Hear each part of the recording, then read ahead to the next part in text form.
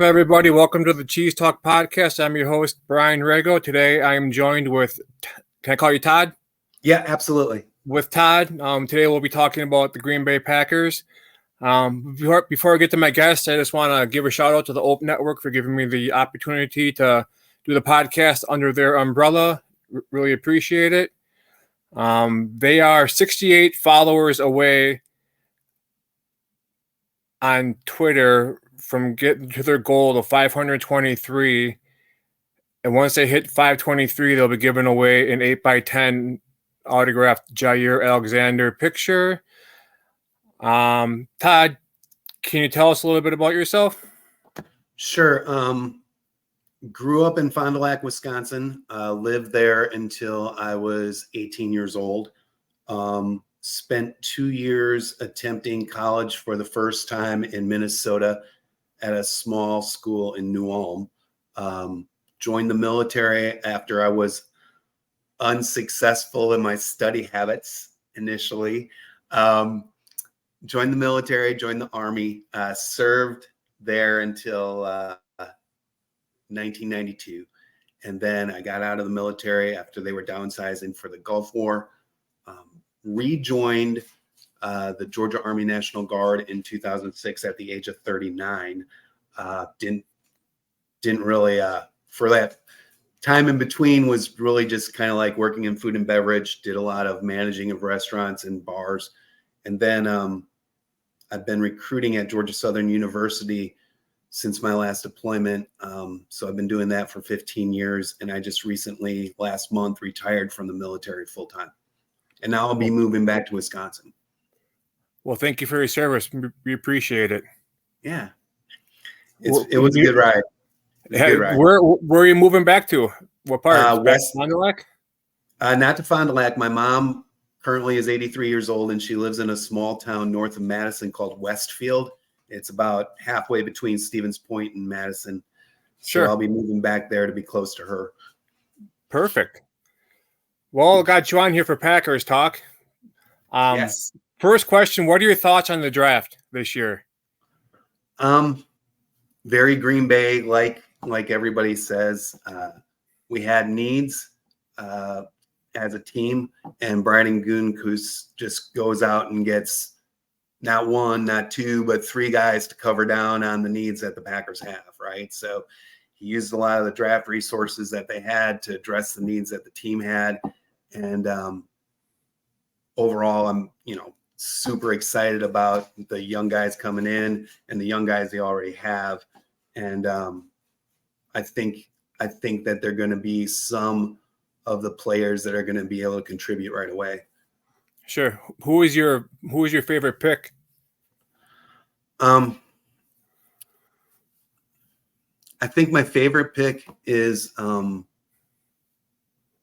Edgerrin Cooper. Just such a need right there. I think him and Quay being together and having those two hopefully on the field at the same time, being able to go sideline to sideline and, kind of just play free. I think there was a lot of thinking that was going on with the previous coordinator's defense, and Quay wasn't really able to be Quay Walker. Living in Georgia, I saw him play in college quite a bit, and last season didn't resemble what he was when he was in college. Right. I'm excited for Cooper and for Bullard. I think Bullard's going to bring that he's going to add the swagger level to our secondary, which I think we need. And then it'll be exciting to see what Eric Stokes can do if he comes back healthy. That's going to really put a stamp on our defense, I think. All Georgia guys. Yeah, it's kind of funny how we're drafting all these Georgia guys and they got the same logo on the helmet as the Packers. Yeah. I'm not here's the thing though. I worked at Georgia Southern University, and I follow all of Georgia Southern University's teams, and there is severe dislike between Georgia Southern and the University of Georgia. We are kind of their little brother, and so I'm not a big fan of red, but now that they're on the Packers, I cheer for them all the time. you're not a fan of the red, but when it's the same logo and it's green and gold, you'll cheer for him, right? Yeah, absolutely. Absolutely. What are your thoughts on the addition of Xavier McKinney and Josh Jacobs? Bittersweet on Jacobs, right? Because we no longer have Aaron Jones. I think Xavier McKinney is going to prove to be possibly Charles Woodson-esque, like a Charles Woodson kind of signing for making the entire defense better. I think just what he said after OTAs about the skill level of the quality of the DB room is really good. And I like how he, according to everybody out there, is like trying to coach up on the field and then right after practice, coach up some of the younger players and get them to all be on the same page, all be seeing the same stuff. Yeah, it's kind of cool how like he was a captain, leader coming from the Giants, and you think of every level on defense. You had Kenny Clark on the line. You could say Preston Smith or even Quay Walker, Rashawn Gary as linebackers. You got Jair at the cornerback position. Then you have Xavier. So every layer of defense, we have a proven leader. So I think that's going to be huge for us too. And it sucked when we got. Well, it was cool. Like I was thinking when we signed Josh Jacobs for that hour, we had both him and Aaron Jones on the team. I'm like, that's going to be one of the best combinations in the league. Then boom, like then he got released. It's like, well, maybe. I mean, it happened for a reason, I 3 years age difference. I just you got to believe in Goot and what he's doing. So I can't be too upset about it. He's got to move on. So, do you think switching to the 4-3 defense will fix our run D from last year? And you think that's what we drafted those safeties for and the linebackers is to try to stop the run? All of the safeties seem, by all accounts, to want to hit, right? Which is the want to doing that, I think, is more important sometimes than the technique of doing it. You just got to want to get your body in there and get the dirt and take the hit, take the lick, put the lick on somebody. Right. So all of the safeties seem to want to hit. Cooper seems to want to hit. The other linebacker from Missouri seems to hit. Everybody seems to like have this mentality of attacking the football, and that's what Hafley's been saying is attack, attack, attack. I think that the defensive linemen that they have from last year will finally be able to give Kenny Clark a little bit of one-on-ones maybe, instead of always taking a double or a triple team at times Right.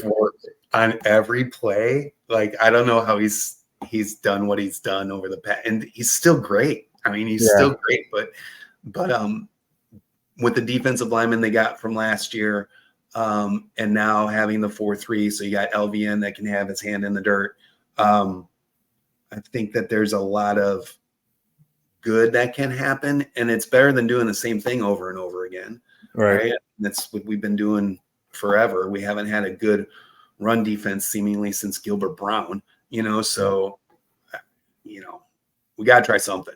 Yeah, I was actually watching some video. Well, it's not like a full. There's like a short clip of Engabar, I can't pronounce his last name. Number 55, the guy hurt last year. We were all fearing that he tore his ACL, but he was practicing without a brace or anything on. So I don't think he tore anything. I just think he had like a real freak injury to his knee. But yeah, you get nice defensive rotation on the line and keep that pressure on the quarterback, and they're going to make mistakes, and our defense is going to succeed from it, I think, especially when you have ball hawks like Alexander and McKinney. He already has, I think, 9 interceptions or 6. He's only 24 years old. I mean, I don't even think he's hit his prime yet, No. I think he's going to be great for the Packers. If you were to pick a quarterback They both have been great for the Packers. I get it. Favre or Rodgers? Favre was more fun to watch. Yeah, took more chances. Yeah, and especially, I mean, my first memories of Packer football is early 70s. So suffered through not really the memory of the Jerry Taggy fiasco, but just remember the feeling of my grandfather, dad, just the ineptitude at the quarterback position, and then all the trades that came for John Hadel, and then the trade for Lynn Dickey, and all. Like, I just feel like the Packers didn't have a plan as an organization after Bart Starr for what they were going to do as quarterback. And I think that once they got Favre and they realized that they had generational talent at quarterback, they just said never again. We're always going to have a plan in place, because they suffered through 15 years of my childhood not having a quarterback. Right. And Dickey was good. I mean, there was upside to all of that, but none of them were going to be your franchise quarterback. Right. I remember my earliest memories of the Packers. I think of like the transition from Mikowski to Favre, and that's kind of, I was 9, 10 years old back then, so it's trying to remember 30 plus years ago. It's kind of tough. But that's what I remember. And just watching him, he always had so much fun. He's out there running around like a little kid. I can always remember him in the Super Bowl running, and this look on his expression. He made it look fun. And that was part of what got Reggie White to Green Bay. I mean, just the game against Philadelphia where Favre took the hits and still got up and talked his smack, and and Reggie's like, I want to play with this guy, right? Yeah. So, I mean, that's the sort of just moxie and kind of like swagger that he had, and he brought to the Packers, and we hadn't had that my entire life, So I was really, really excited about Favre. Not that Rodgers wasn't great and fun to watch and all of those things, but it was like the difference. Like, I don't know who the comedian is that says this, but like when you're starving and you've been wandering through the desert for 40 years, right? Somebody gives you a saltine cracker and you're grateful, but then you get the Ritz. Like, it was finally we got a Ritz cracker, right? And it was like, holy mackerel, like, this is awesome, having a quarterback that people talk about, and having a quarterback that like got us some recognition on the national stage, which him and Reggie doing that was just, amazing. Yeah, and you go back and you think of the additions of like Reggie White led to a title, then the addition of Charles Woodson eventually led to a title. Hoping the addition of McKinney and Jacobs will lead to a title too. It's kind of like a pattern. Yeah. Hopefully that will put a stamp on good. This year. That would be a pretty quick rebuild, if you ask me. Absolutely, they did it in one season. Yeah, in less than a season. I mean, it leads me to my question. Another question: what do you think was the turning point last year for the Packers, when they all of a sudden they all clicked on one page? And I mean, Love was playing out of his mind. I think the turning point was when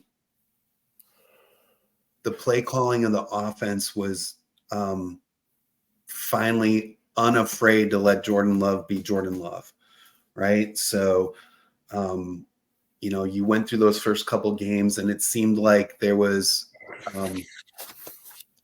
not training wheels, but there was some hesitancy in some of the play calling, and then they just kept doing their thing. They just kept going to work. They just kept working on the small things and working on their communication on offense, so that, the play call wasn't just the play call in the huddle. It might have been more, Jordan Love saying to a receiver, hey, if he does this, bend this way, because that's where I'm going to be looking, just more being able to have Jordan Love play and not necessarily worry about what the play call was. Right.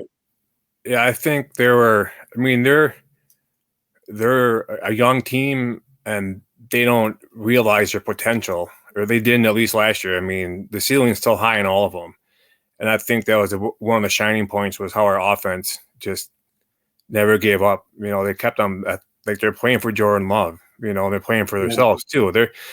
They're all in their rookie contracts. They're just a bunch of young pups out there. You know, and I don't think they realize their potential. And I think after reflecting on last year, I think they realize it more and more going into this next season how good they can actually be, and that's how they're so confident in all but like 2 participated in OTAs this week so far. I mean, that's pretty remarkable considering that we have had history of quarterbacks not showing up to OTAs and kind of separating himself from everybody else, thinking he's too good to come. Like he can just step into training camp and be the same person he was the previous year, which you know how that went. Yeah, but well, one of the things too with just the culture, it seems like the culture of Matt LaFleur without Rodgers has more buy-in, right? yep. It seemed like no matter, I mean, I'm not saying I don't know anything, right? But it just doesn't seem like there's Team LaFleur and Team Rodgers anymore. It's just one team, right? And Yep. I know just from being in the military, right? Like, you've got your dudes, you've got your guys, the guys in my squad are my dudes. And, it doesn't matter who the platoon leader is. It doesn't matter who the platoon sergeant is, but my guys in my squad, those are my guys. And, if we all decide that we're smarter than the platoon sergeant, right, that might not bode well for the execution of whatever the plan is, right? So it seems like that could be something that would be maybe similar in a football setting. Right. And I've been saying for a while that I think those last few years of Rodgers, he was kind of having people, they probably wouldn't come out and say it, but walking on eggshells, but do this way or else you're not going to get the ball, or you're going to call whatever play you want to call, but I'm going to audible out of it in the huddle or on the, when I line up, I mean, he was smart at calling things out as he saw it, but I still think he was going against some of the play calling in the huddle, I heard someone, and I forget who it was, but it was when LaFleur first got hired as the head coach. And somebody made a comment about the way that he calls offense being like chestnut checkers, right? So we're going to run this play on this down to see how you react. And then we're going to run a play 3 plays later that's going to mimic that, but burn you. Right. And so if you're always audibling out of the setup play, then that play 3 plays later doesn't work because you audibled out of it. Now what do I call? So I think that the offense that we're seeing currently from Matt LaFleur is more what he wished he could have run previously. But I mean, the whole time. Yeah, 3 years of 13-3, though, it's kind of hard to like crap on the job that Rodgers did with 2 MVPs in there, right? So it's like, yeah, but I don't know. This seems best suited for what the team has going on now. Yeah, he's finally able to run, like you said, the offense that he was brought in to run. I think that's huge because that's why they brought him in. It's something different from the norm that we're used to seeing. And yeah, I wish Rodgers the best, but those last few years he just kind of rubbed us the wrong way. It's just something just didn't seem right. And yeah, I'll leave it at that. What is your expectation for the defense this year? Do you think they're going to be better than last year? Based on what they drafted and the switch in the scheme and the new defensive coordinator? Absolutely. I wouldn't know what to do if they weren't, right? Like, I mean, it just seems like they've made the commitment now to a change, right? And hopefully that change will bring success, right? But if this doesn't work, I don't know what to change to. I don't know what another option would be, because this seems like the exact opposite of what they were running previously. And so, or it seems like they're going to try to have it be the opposite of what they were running previously. And that's what fans have been asking for, is like, let's be more aggressive. Let's be more attacking. And if this doesn't work, if they're not better, I mean, how many number one picks do we have on that side of the ball? Right. A lot. A lot. There's a lot of draft capital there, Yeah, I mean, you got the youth, you have the athleticism, you have the type of players that are for this type of defense, and the quicker you can get to the quarterback, the less time the receivers have to run around and get open. Yeah. That's huge, and I think our defense is we're gonna be super happy with what we see out of our defense this year. I think it was the right move, finally getting rid of Joe Barry. I think it's about 2 years too late, but I mean, what do you do? Who do you have an all-time favorite Packer? My favorite Packer was Willie Buchanan, defensive back, early 70s, on some really bad teams. Then he got traded. But he had some great seasons. He had a season, I think, where he had 5 or 6 interceptions, and in a 14 game schedule, so that's pretty good. Yeah. And he to me was just awesome. I love the way that he covered. But then again, he got traded. I loved Eddie Lee Ivory until he blew out his knee in Chicago twice. And Favre, of course. I mean, Favre was I was all on that train. I love that guy. So, yeah. My favorite would have to be Charles Woodson. I'm sure you could tell from my post and everything on Twitter and some of my episodes that he's, ever since his days at Michigan, that is just the way he played the game is just crazy. Some of the plays he had and just the leadership that he brought to the field, and he's won a national championship at Michigan. He's won, a Super Bowl with the Packers. So I just like the way he plays. He was always a fun guy to watch. He was great. I think they got word of him a couple years too early, though. They could have put him at safety or something, instead of just getting rid of him. But who do you think wins the NFC North this year? Packers. Yeah. What do you think? What do you think the record's going to be? 11-5 or 12-4. Okay. 11-6. Excuse me, or 12-5. Okay. Yeah. Did you want to go over the schedule and do one loss? Sure. Let's do that. Okay. First game against the Eagles. Win. It's a home game. I think I'm taking that as a home game. Yeah. Colts.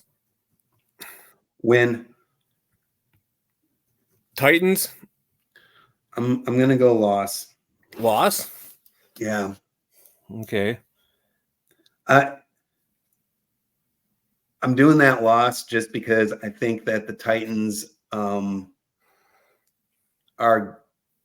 going to be better, a lot better than people think, just based upon the fact that all the coaching changes and all the things that they're doing there. I think they still have the attitude that they can smash people in the mouth. Sure. So I'm gonna go loss there. Okay, Vikings. Win. That's huge. Justin Jefferson hasn't been at any of the practices, so I've been saying for a while, I think he's going to end up in Cincinnati with Joe Burrow, his college quarterback. Yeah. I really think he's going to. Rams. Loss. Cardinals. Win. Texans. It's going to be tough, but I'm going to say win. It's going to be a tough game, but it's a home game as well. So hopefully that's what we need to get over and get that W in that win column. At Jacksonville. Win. Detroit. Oh. I think they do the same thing that they did last year. I think they're going to lose at home and then beat them in Detroit. So I'm going to say loss. Okay. At Chicago. Win. Oh boy. At home against San Francisco. I'm going to say win there. Okay. Get that demon. Hey, all you got to do is run the ball at Devondre Campbell, right? Yeah, there we go. Maybe they'll put him in coverage. Against Watson? Yeah, there we go. And having him healthy too is going to be huge. Yeah. It's going to be awesome. I'm super excited. Okay, the Dolphins. I'm going to say loss there. At Detroit, you have a win. Yep. At Seattle. I'm going to say win. New Orleans. Win. At Minnesota. Loss. And at home against the Bears is a win. So that's 1, 2, 3, 4, 5. Yeah, 12-5 right there, right? Yeah. Yeah. Split with Detroit, split with Minnesota, and win both the Bears games. But I don't think I think Detroit has young players, but I think that their ceiling has kind of already maxed out. And so I think that they're going to suffer an extra loss somewhere in there. Yeah. Let's hope the Lions get a bunch of losses. That'd be awesome. Your most memorable game that you've watched? The most memorable game that I've watched. It'd have to be the this Super Bowl. Okay. That Desmond Howard returning kicks, like that was pretty phenomenal. Yeah. And at a time when like I didn't think I'd ever see it in my lifetime. I honestly didn't. Right. And we've got to see too, so it's awesome. Yeah. Yeah. So that was probably the most memorable. That New Orleans Super Bowl was great. Yes, it was. I was 14 years old watching that game. I remember I was at a friend's house and we were trying to make like a Mountain Dew, a big pyramid out of Mountain Dew soda cans. There's like 8 of us there. We're just down a Mountain Dew. Let me see here. Who was the biggest draft bust in your lifetime that you've seen the Packers draft? Tony Mandrich. Okay, that's same here. Big. I mean, just reading some of the stories about him, how he used to keep the needles in his jock strap, and there's just and it wouldn't like I wouldn't necessarily have that ill will toward him, but the hype surrounding him, like he's on the cover of Sports Illustrated. He had all this hype about how he was going to be, the next version of the best offensive lineman the NFL has ever seen. Like that was really, I bought in, you know what I mean? Like I bought in and then I was disappointed. So that's why I'm saying he's the worst. Yeah. I was kind of too young. That was in 1990 he got drafted. Mm-hmm. So I was like 8 years old, 7 years old. So I can think back to like Ahmad Carroll, Jamal Reynolds, Justin Harrell. I mean, those guys. Yeah. But then you think about who the Packers could have drafted instead of managers, and it makes you even more upset that they drafted them. Because 4 out of the 5 guys in the top 5 made the Hall of Fame, right? Right. So yeah, that's crazy. What is your favorite part about what's your favorite part about Lambeau Field? The way that you get to go there, even on non-game days, right? Like Yep. just the draw that is Lambeau Field. I mean, it's phenomenal. You don't have to be I mean, everybody likes going to the games. Everybody wants to go to the games, right? And everybody wants to be a season ticket holder or whatever, right? But as a fan, you can go and experience Lambeau Field and during the off season and still get a very good experience. I Right. mean, then when you're watching it on TV, you're like, oh yeah, that's where we walked down on the field when we were on our tour. And I mean, I fully plan on this season. I mean, I've got a little camper. I'm gonna go and park at the RV parking lot on game days and on the Saturday beforehand and be there just to tailgate and hang out with people, Yeah. and just be a part of the atmosphere of what goes on at Lambeau Field. Just I don't need a game ticket. Heck, I can sit in my camper if it's cold and watch the game. But Right. yeah, just to be a part of the game environment and be with the fans, because I think that's pretty amazing that you get to go to Lambeau Field and go to the Packer Hall of Fame and go to the pro shop and go to the restaurants and get a tour and all those things that go with that. And it's phenomenal. Go across the street and get a Kroll's burger and some chili. Yep. Yep. When's the last time you were at Lambeau Field? Gosh. So 2002. Okay. Yeah, it's changed big time. Yeah.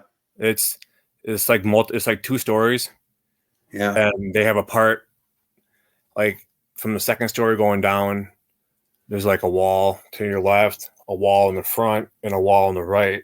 And from left to right, they have all the different jerseys from throughout the years, the different combinations and everything. And it's super cool. They moved it and everything, and they moved the pro shop, and I'm planning on going up there in the end of July and just checking out the RV space area, and then hopefully going up for the home game of preseason, and then kind of like just feeling it out, making sure it all works with my camper and everything like that, because they don't have hookups, so I got to make sure I get my generator and everything's working. But yeah, I plan on going up there for training camp and seeing it a couple times and going about.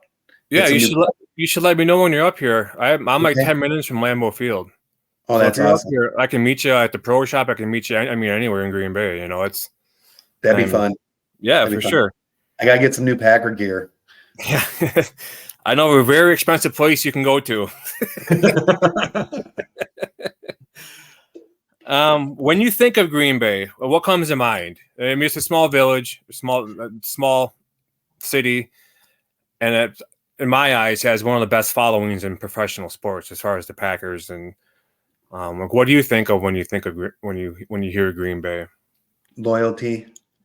I think that like the fans are loyal to the team. The team is more, I think, than any other organization caring about what their fans think. They don't necessarily make decisions based upon what their fans think.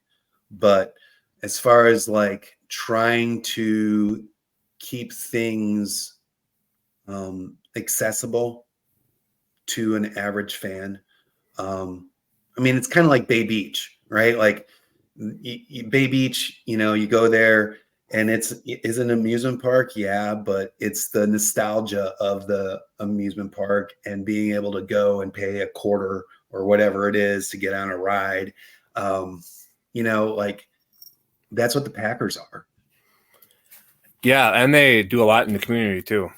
A lot. Yeah. They donate a lot of money and the player services. They go around like putting in like playgrounds and stuff like that, building houses. And I mean, I'm sure other teams do it, but I mean, obviously I don't see the coverage of that, but it's just cool seen it from like, I'm right in Green Bay, so you always see in the news, not today, you know, so and so from the Packers stopped by at the hospital, or they stopped at a local school to do this, or, you know, you got Alex Green out there talking about, you know, he's, you know, his addiction problem, and he's in recovery now, and he's going around, he wrote a book, and he's reading books to the kids at schools, and it's just cool to see them, you know, giving back to those that can give to them, which is, I think, is awesome.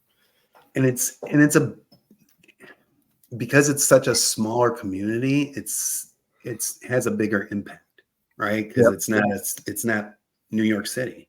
You know, you've got 100,000 people that live there or so, and you know, the Packers can actually affect the things that are going on in the community. Yeah, that's very cool.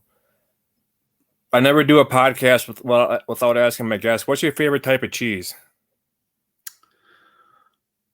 My favorite type of cheese would be cheese curds, the cheddar. Okay. I like them both cold and fried.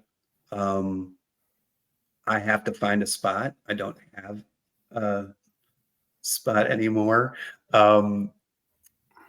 So yeah, I'm gonna have to find a local spot to get those. And I'm looking forward to Friday fish fries too. Yeah. So well, when you come up here, there's a Scray Cheese in De Pere, is where I get. So I'm always posting my cheese curd pictures and my cheese. There's some Scray Cheese. They do ship anywhere. ScrayCheese.com. It's just outside of Green Bay and De Pere. So when you come up here, you'll have to stop there and get some cheese curds.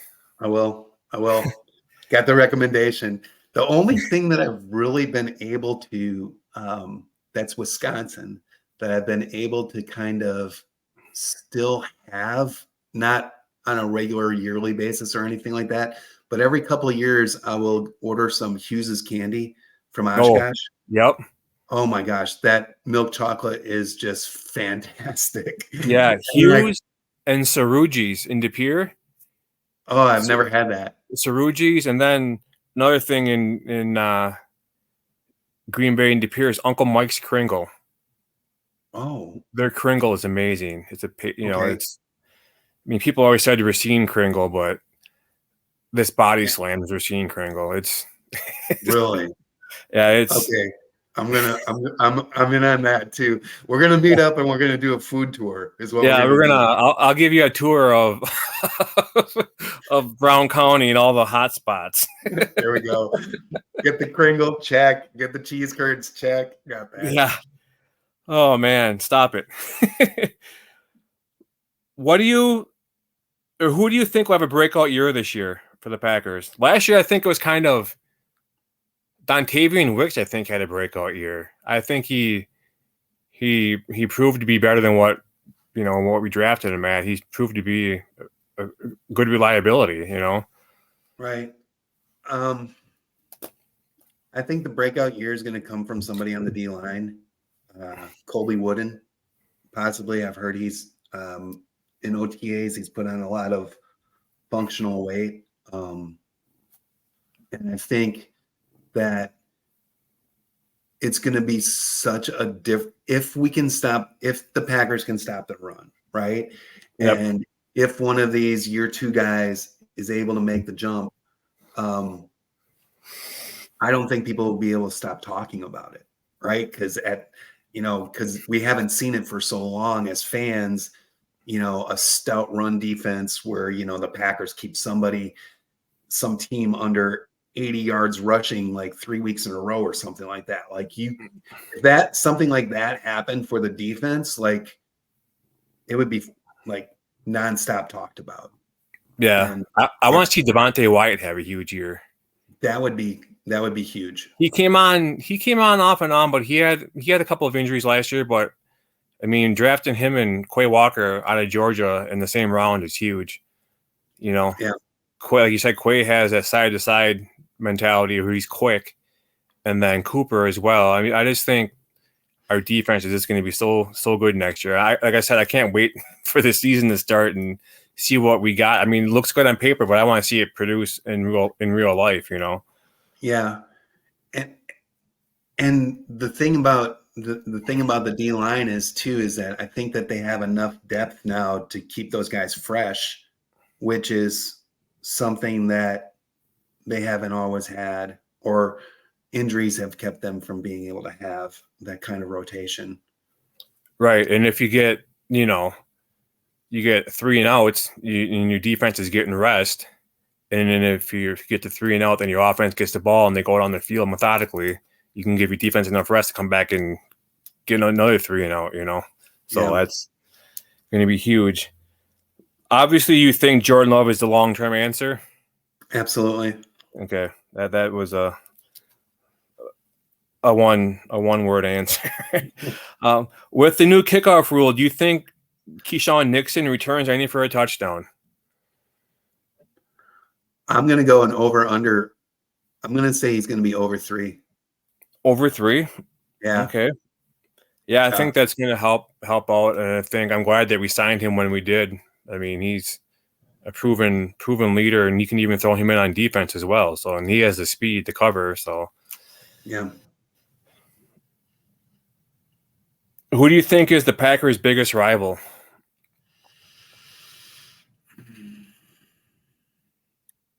'49ers. 49ers? Yeah. I mean, because that's when it matters, right? I mean, I don't have enough hatred in my heart for Detroit. The Bears, can't be Chicago because we won 10 straight. Yeah. What kind of rival is that? Yeah, that's not a rivalry, right? Yeah. It is for them, right? I mean, it is for them, and we just have to be aware of the Packers just have to be aware of how much that game matters to the Bears, right? It doesn't have to matter that much to us. We just have to, the Packers just have to want to beat them to continue to keep them in their, hellscape of fandom and everything like that, like the team. But yeah, the 49ers to me, when it matters, is the team that I just dislike them in much the same way that those couple of years when Seattle seemed to have our number, I hated them. Dallas, hated them when they had our number for the playoffs. Yep. But I mean, Minnesota wishes it was a rival. Chicago wishes it was a rival. Minnesota, all they can do is sign our old players. So they just wish they were great. I have to agree with you. When it matters most, the last few years when we got knocked out of the playoffs, it was San Francisco. And then you go back to even with Kaepernick running all over our defense. God. That was a horrible game. That was a horrible game. Which one? Yeah. Oh man, let me see here. Favorite coach in team history? I like LaFleur. I think LaFleur's like, as far as seeming to know how to coach the players that we have on the team now, I like him. I think that Holmgren was great. McCarthy was great. Ray Rhodes was not. Okay. But I think that it takes a very, a person that can relate to the young team that the Packers have and also hold them accountable. I think that's a really fine line where you allow the players to be themselves like Ja, and but at the same time you've got to suspend him for a game when he's Ja doing making himself captain down here in North Carolina just because he's from the area. So yeah, I mean, it takes a special kind, and I don't think that necessarily everybody in the league has that. I think just look at the problems that Kansas City's going through right now. Andy Reid had that for a while. Is he losing it? I mean, I don't know. I don't know anything, but from the outside looking in, there's a lot of off-field issues there. And is that because they've had so much success? How do you navigate that? Yeah, and they've had the success, and you think that they're untouchable. Certain players, the young ones. Yeah. I was shocked to see that Rashee Rice is actually participating in OTAs. I'm surprised the team would even let him around. You know what I'm saying? Yeah. Especially after Andy Reid's kid killed that Yeah. in the drunk driving. Yeah. But I don't get it. Yeah. But yeah, no, I like LaFleur. I think a lot of the players, we're a younger team, and LaFleur is a younger coach, and I think, like you said, they relate to each other. He knows how to control them, and I think he's getting the right staff around to coach them the way that they should be coached. And I like him. Obviously, like you said, I like Lombardi. Obviously, that was way before my time, but what he did for the Packers organization was huge. Holmgren. So yeah, McCarthy. He got. Go ahead. I was just gonna say, after Lombardi, you had Dan Devine, Bart Starr, Lindy Infante. Bart Starr had guys eating hot dogs on the sidelines during the game, right? There was things that were going on there with the coach, and then we had that whole coach GM thing where they were coach and GM and they were making horrible decisions there.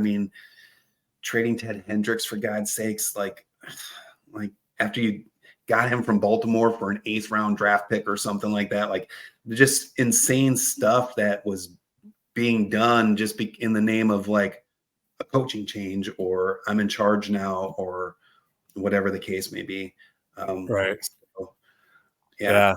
The floor is actually, so I coach youth basketball for my sons, and one year I was fortunate enough to able to meet him because I coached his youngest kid in basketball, LaFleur's, and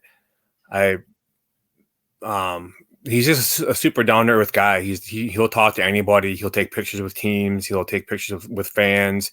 You're sitting there coaching, and you look over and there's people coming up to him taking selfies with him. It's just super approachable guy, super nice family. So yeah, I'd have to go with LaFleur as well. Are you happy we got a new strength and conditioning staff? I'm not going to say the H word on this podcast because I don't want the H word to creep into any thoughts that the Green Bay Packers have going forward for this year. None of those injuries.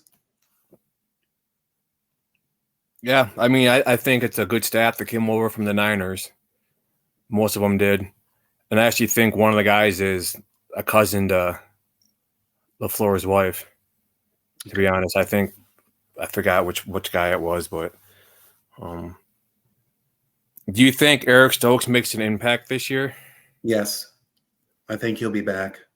Yeah, I've been saying that he could get burned, but he has the speed to make up for it. At least he had the speed before his injury.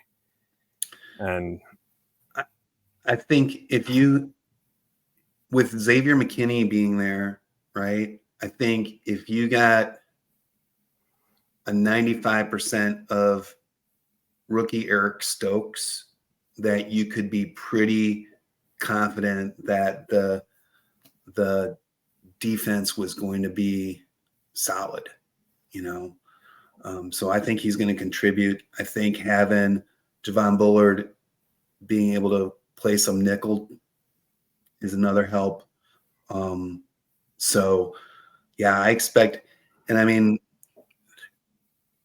Valentine last year exceeded any kind of expectation. I didn't even know who those guys were, at the beginning of the season, and they both shined when the spotlight was on them.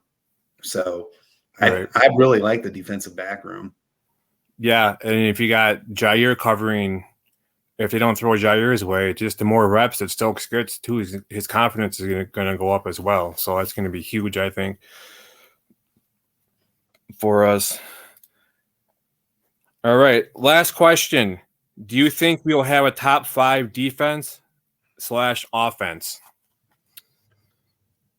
I think the offense will be top 5. I think it'll be 3 or 4. I think Miami, I haven't really looked at their schedule. Miami could have a better offense than the Packers if they're consistent. I think San Francisco could have an offense better than the Packers. So being 3rd or 4th in the league, I think the defense has the ability to be top 10, maybe not top 5, but top 10. Yeah, for sure. So yeah, the defense on paper, I mean, like I've been saying the whole podcast, I'm super excited to watch them. Super excited.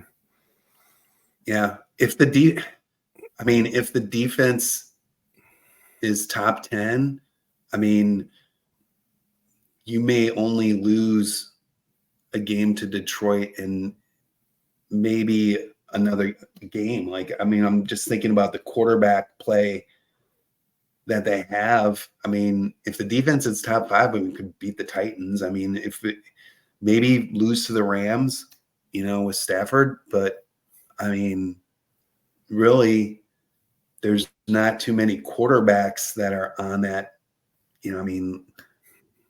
on the schedule that I think if the Packers are playing number 7 defense in the league, I think that, they could maybe have 2 losses for the season.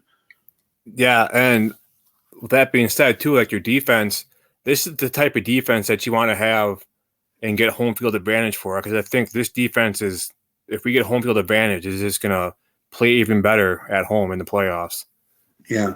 If that makes any sense. I mean, I just think that for a while, home field advantage in Green Bay was huge. But in the last few years, it hasn't meant anything. But I think with this team we have put together now, it's even more of a big deal for us to get home field advantage. So, yeah, the young guys would feed off the energy, I think.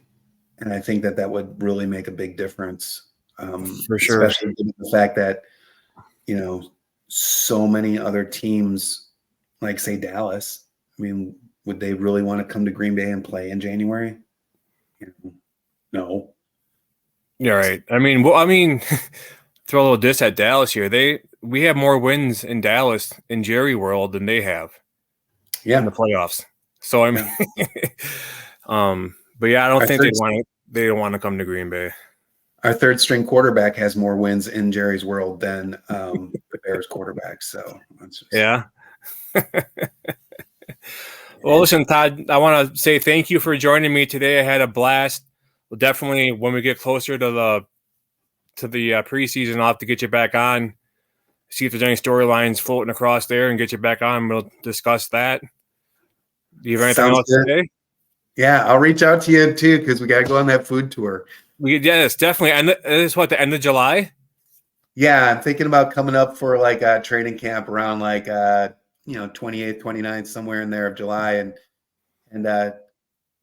doing, watching practice, and then, checking out the RV parking lot over there. They said it's like 12 acres. It's supposed to be huge. Yeah, and you got to go through the Hall of Fame.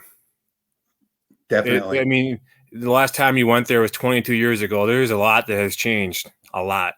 So I'm looking forward to it. Definitely have to meet up when you come up here, and hopefully have you back on before then. All right. Sounds good. Thanks, Brian. Right. Yep. Thank you. Have a good day. Yep. Bye-bye. Bye.